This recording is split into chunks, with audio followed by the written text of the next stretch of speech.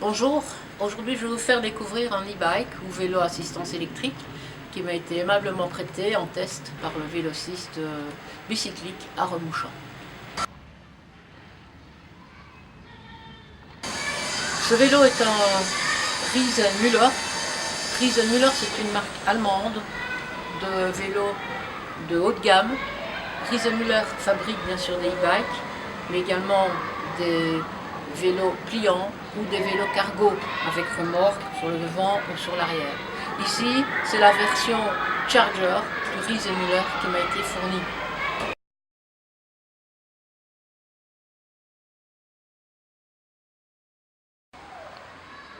D'abord, intéressons-nous au moteur. C'est un moteur Bosch Performance CX qui est le plus puissant des moteurs qui puissent équiper un vélo e-bike.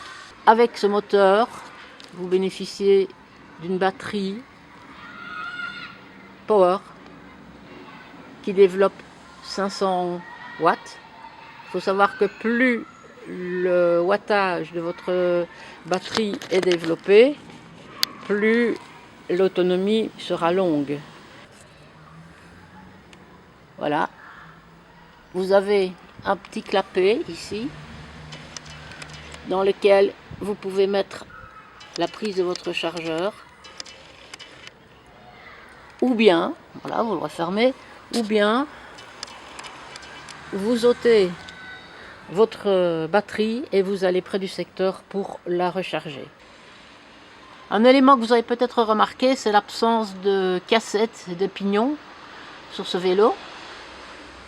En effet, le Charger ici est un modèle Novinci, c'est-à-dire que les changements de vitesse, toute la transmission se trouve à l'intérieur du moyeu. Voilà. Donc, vous n'avez pas de cassette, comme je vous l'ai dit. Vous n'avez pas non plus une chaîne. Ceci, c'est une courroie carbone Gates. Cette courroie ne demande que très peu d'entretien et ne s'use pratiquement jamais non plus. Alors, pour faire fonctionner votre Novinci, vous avez ici une poignée tournante. Suivant l'état du terrain, s'il est très accidenté, vous allez mettre une vitesse plus petite. Voilà, vous tournez comme ça. Si vous voulez mettre un braquet plus grand, vous tournez. Voilà, jusqu'au plus grand. Donc vous voyez que ça marche aussi bien en roulant qu'ici à l'arrêt, ce système Novinci.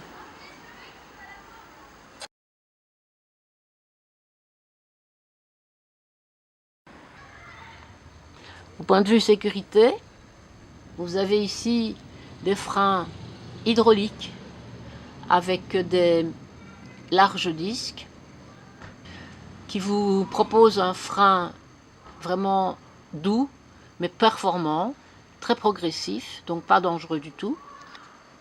Les leviers de frein, ce sont des Shimano Deore, donc encore un gage de qualité. Ils sont très souples, très adaptés à toutes les mains.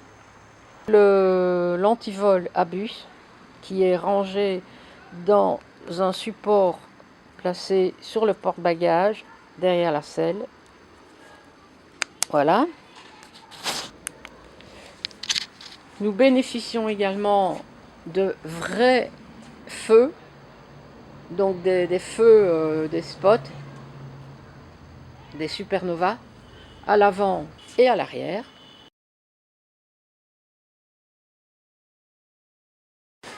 Ce vélo est présenté vraiment comme le 4x4 des e-bikes. Pourquoi? Tout simplement en raison de la fourche, qui est une fourche pneumatique, réglable évidemment. Je vais vous parler du confort amené par la fourche. Vous voyez, c'est pas mal. Moi, j'ai pas beaucoup de force, mais on voit déjà le déplacement. Ici, la tige de selle est en parallélogramme, donc vous avez 3 niveaux de réglage suivant le poids du pilote. La selle est une selle royale d'un confort vraiment extraordinaire. Le confort vous est amené également par les garde-boue qui vous protègent. Croyez-moi, c'est bien utile par le temps qu'on a actuellement. Autre élément de confort, les pneus. Ce sont des pneus larges, très larges, des Schwalbe moto. Ce sont des pneus non seulement larges, mais également à très faible pression. Donc quand vous roulez, que ce soit sur une route impeccable, sur une route avec des trous, des routes que l'on a réasphaltées vraiment vaille que vaille, pas de souci, vous roulez comme sur un coussin d'air. Avec ce vélo, je vous ai dit tout à l'heure que c'était un véritable 4x4, tout simplement, vous roulez, et puis vous voyez un chemin de forêt, ou un chemin de terre, ou de pierre, et vous dites tiens, je vais aller rejoindre mon circuit par là, vous l'empruntez, et vous faites comme du VTT, en fait c'est un gravel, mais beaucoup plus confortable.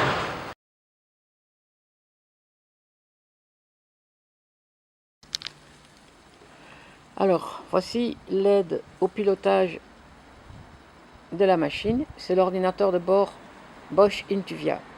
Cet ordinateur se comporte comme un compteur normal, c'est-à-dire que vous avez des informations sur la distance cumulée, la distance partielle, l'heure qu'il est, sur la vitesse maximale du circuit, la vitesse moyenne de votre circuit, le temps de votre trajet, l'autonomie, et ça c'est le plus important. Vous êtes en mode autonomie et vous, si vous remarquez, je suis en mode économique et mon autonomie est de 73 km. La commande est décalée ici avec un plus et un moins.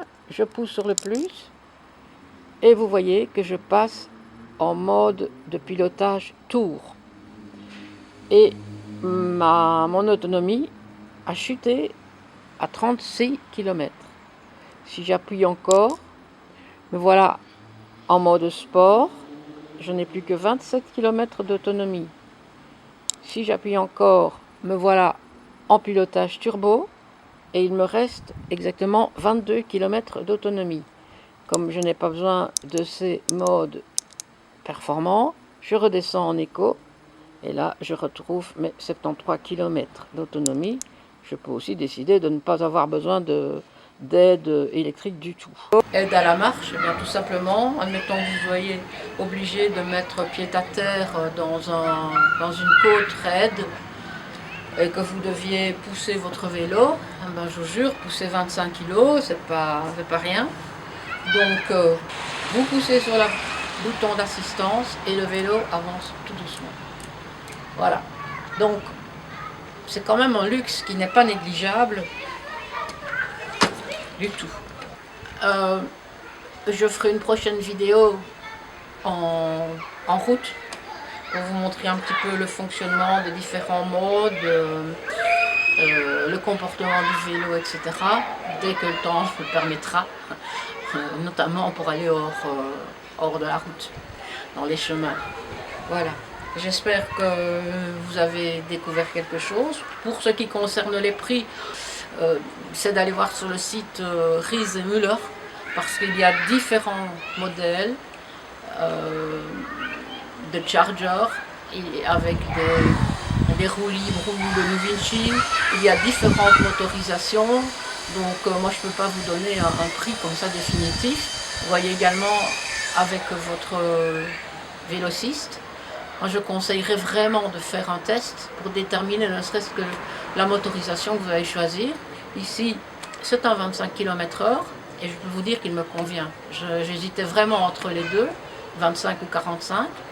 Mais le 25 est parfait pour moi, pour ma façon de rouler, mais également tout simplement parce que le 45 amène pas mal de contraintes.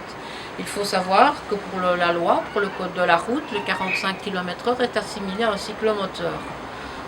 Donc, vous devez faire immatriculer les coûts de l'immatriculation, vous devez être assuré, comme avec un cyclomoteur, vous devez porter un casque adéquat, et puis surtout, c'est le fait qu'avec ce vélo, vous ne pouvez pas emprunter les pistes cyclables, puisque c'est un cyclomoteur pour la loi, et vous ne pouvez pas non plus emprunter les beaux ravels ou les voies vertes que vous rencontrez.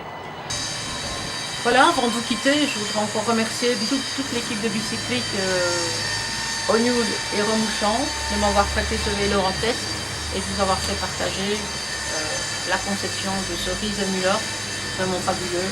Il ne reste plus qu'à voir sur la route, je vous expliquerai un petit peu tout ça dans une prochaine vidéo. Au revoir, à bientôt.